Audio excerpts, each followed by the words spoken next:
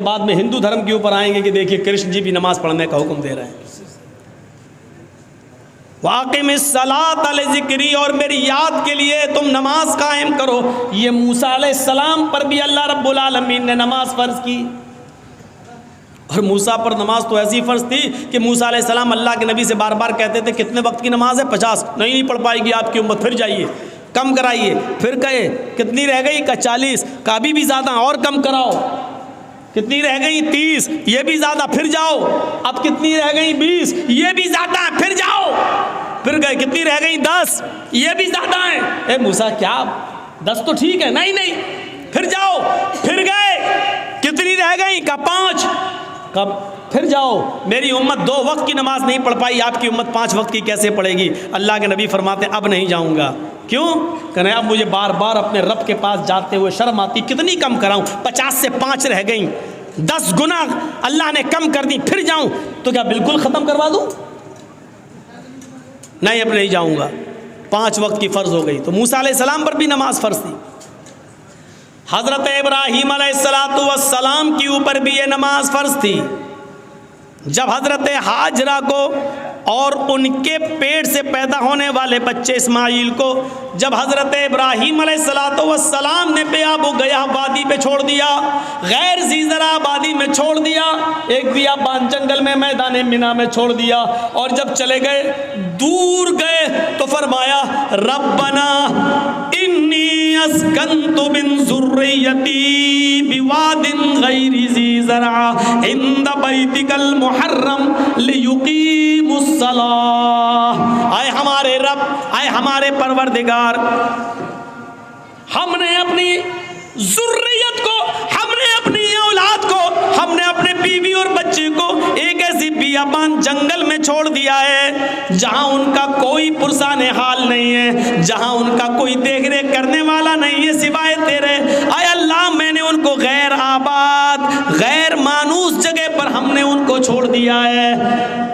बिजली नहीं है, पानी नहीं है, खाना नहीं है, एक बियाबान जंगल में हमने उनको छोड़ दिया है। बेआबू गयाह वादी में हमने उनको तेरे भरोसे पर छोड़ दिया है। आय अल्लाह, इसलिए यहाँ छोड़ा है कि इनसे आबादी बढ़े, फले फूले, लियुकीमुस सलाह, ताकि यहाँ ये लोग जब बढ़ने लगे और आबादी बढ़ जाए तो नमाज कायम की जाने लगे, नमाज पढ़ी जाने लगे।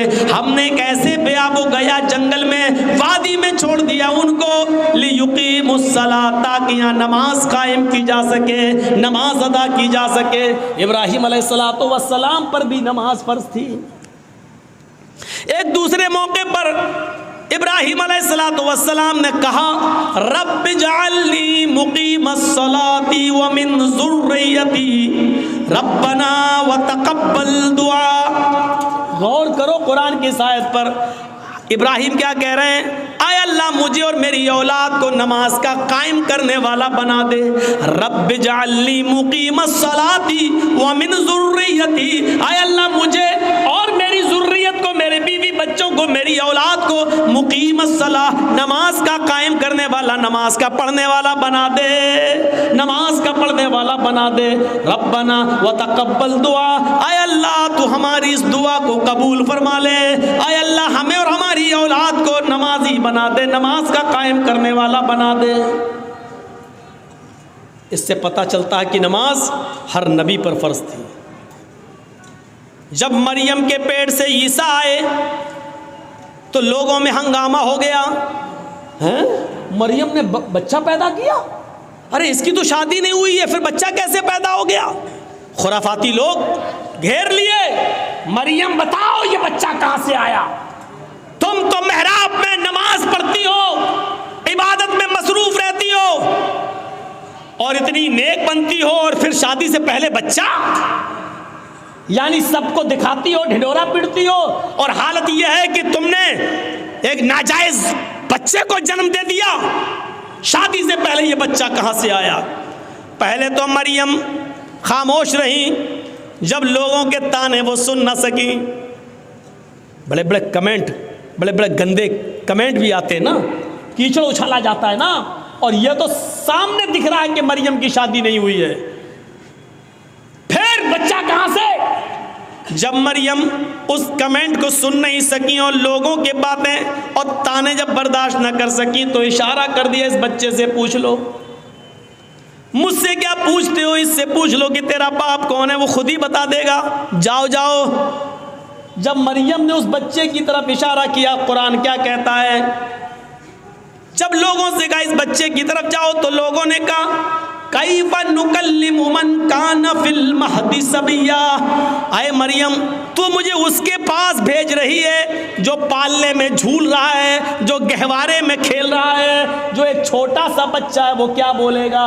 कैफ़ा नुकल्लिम, हम कैसे उससे बातचीत करें जो गहवारे में पड़ा हुआ है, जो पालने के अंदर पला हुआ है, जो झूल रहा है, जो खेल रहा है, हालांकि वो अभी छोटा सा दूध पीता बच्चा है, वो हमसे कैसे बात करेगा, हम उससे कैसे गुफ्तगू करें, वो हमें क्या जवाब देगा। जवाब तो तुम्हें देना है, तुम बताओ कि ये बच्चा कहां से आया।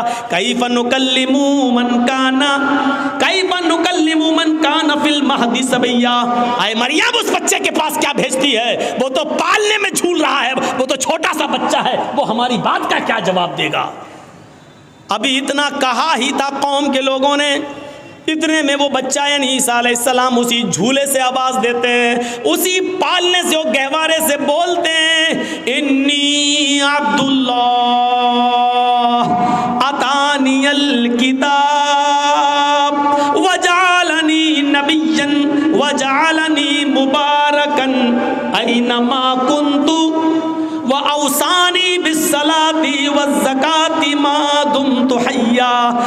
ईसा अलैहिस्सलाम जो अभी दूध पीते हैं अपनी माँ का, वो बच्चा जवाब दे रहा, दूध पीता बच्चा ईसा, वो जवाब दे रहा है, आए मेरी कौम के लोगों, आए मेरी माँ पर कीचड़ उछालने वालों, इन्नी अब्दुल्लाह, मैं अल्लाह का बंदा हूँ, मेरा बाप नहीं है, ये मेरी माँ है, मैं अल्लाह का बंदा हूँ। वो अतानियल किताब, अल्लाह ने मुझे किताब अता फरमाई है, यानी इंजील दी।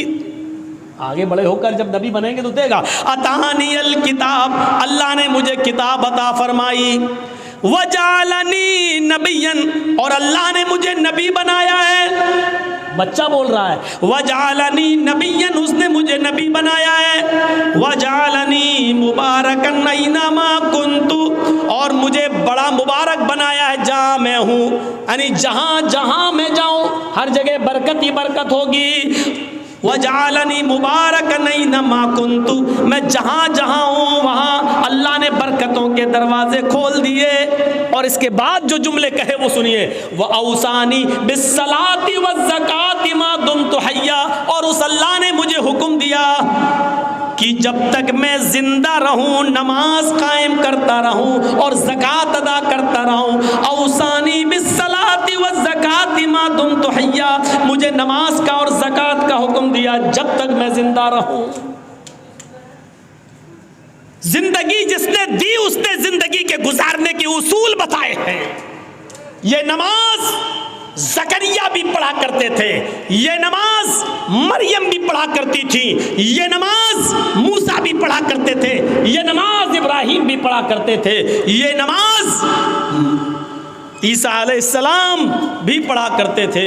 और जितने भी नबी इस दुनिया में आए, हर नबी के ऊपर ये नमाज फर्ज थी। इसीलिए श्रीमद् भागवत गीता का 6वां अध्याय उठाओ और उसका 10वां मंत्र पढ़ो। योगी उज्जीत सततमात्मानं रहस्य स्थिता एकाकी यच्चत्तातिमा निराशीर परिग्रह।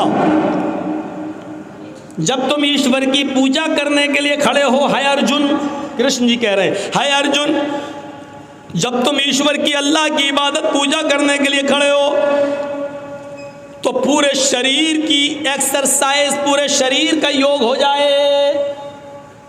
खड़े भी हो जाओ, झुक भी जाओ, सजदा भी कर लो। एकाकी एक अल्लाह के सामने खड़े हो जाना। सततमात्मानम, बिल्कुल सीधे। यच्चत्तात्मा, और अपनी आत्मा को, अपने दिल को एक अल्लाह की तरफ ही लगाना, इधर उधर मत देखना।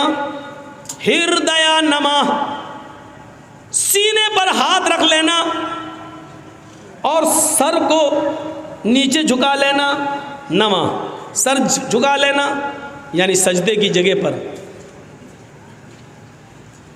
ये क्या है?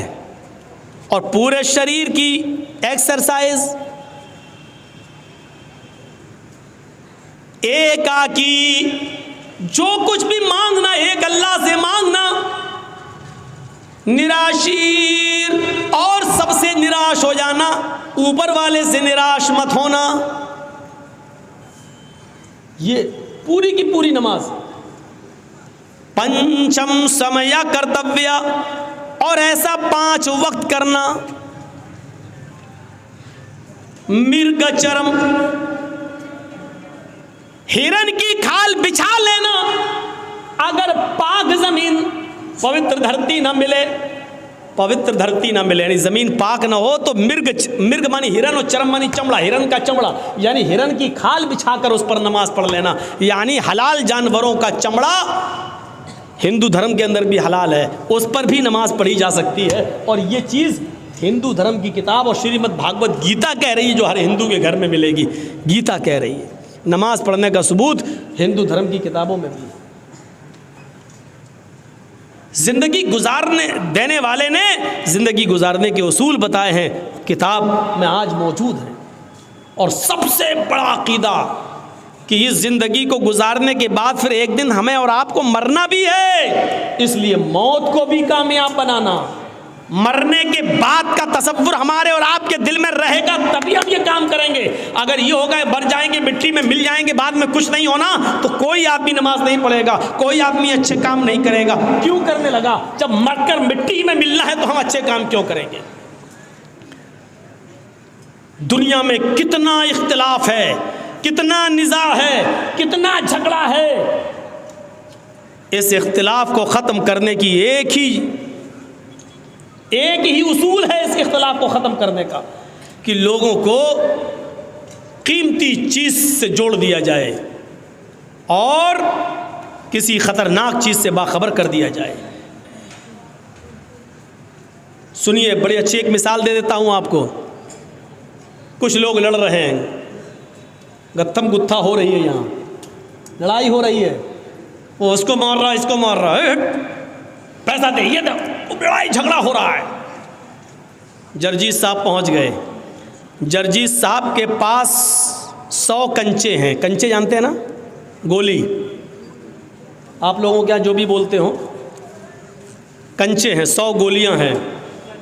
जर्जीस साहब ने कहा कि सुनो, ये मेरे पास 100 गोलियां हैं, इनमें एक रेड कलर की गोली है, एक रेड कलर का कंचा है। मैं इन 100 गोलियों को हवा में उछाल रहा हूं, जमीन पर गिरेगा, लेकिन रेड कलर की गोली पर 1 लाख रुपए का इनाम है। जिसको रेड कलर की गोली मिल जाएगी वो हमसे 1 लाख रुपए ले जाए।